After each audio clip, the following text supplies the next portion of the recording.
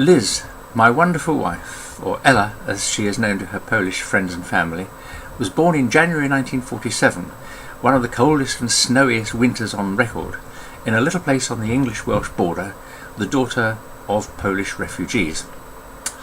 Both of her parents had been actively involved in the Second World War right from the start of the Nazi invasion in September 1939.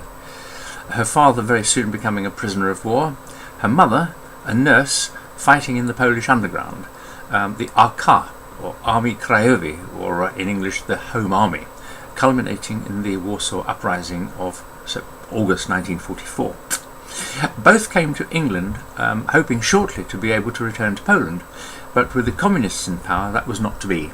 So they settled in England, Ella's mother becoming a doctor, and almost until her death in 2011 she was one of the most respected GPs here in South London. Liz trained as an architect, gaining a master's degree, but she didn't much like architecture as a career and often said that the high point of her training was driving a JCB down the Euston Road. Instead, after working in admin at King's College Hospital for a while, she took a job in tourism with an old Polish sea captain called Captain Kutek, affectionately known to his English friends and associates as Uncle Ted, and perhaps somewhat less affectionately to his Polish associates as the Stary Skurwysyn. But it was there, at Magic of Poland holidays, that I met her. In those days, Poland was probably the last place that the average Brit would think about going for a holiday, what with being a police state and the terrible food shortage and political upheavals of the 1980s. But it didn't stop Uncle Ted running holidays there.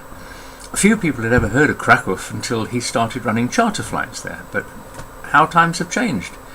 Krakow is now one of the most popular destinations for British tourists, including stag nights and hen nights, and Britain is now so full of Poles living and working here that London's second language is officially Polish.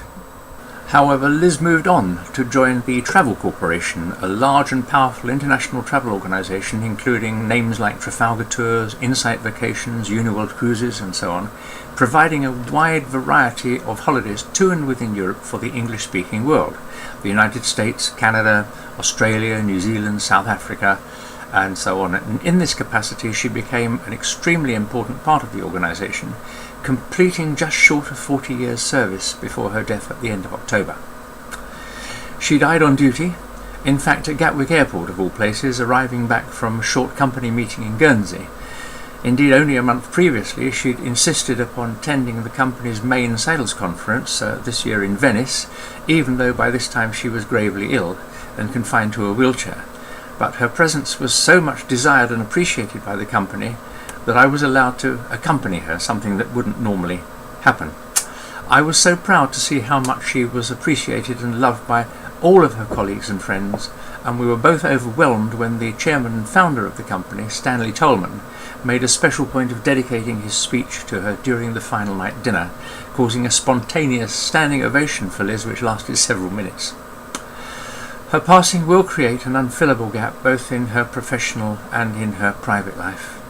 Even I, having shared her life for 40 years, was unaware just how deep that love and respect went, and I'm so grateful for all the expressions of sympathy, the touching cards, and of course the donations to her charity, Cancer Research UK, that so many of you have made. I want to take the opportunity to thank you all for coming to this funeral service. My grateful thanks to Father Pawel for conducting the service, for Zygmunt Rakowicz for being our organist, and I hope you'll be able to join us now for the burial at Camberwell Old Cemetery. There is transport, and after that just a few minutes walk away to our house for some refreshments.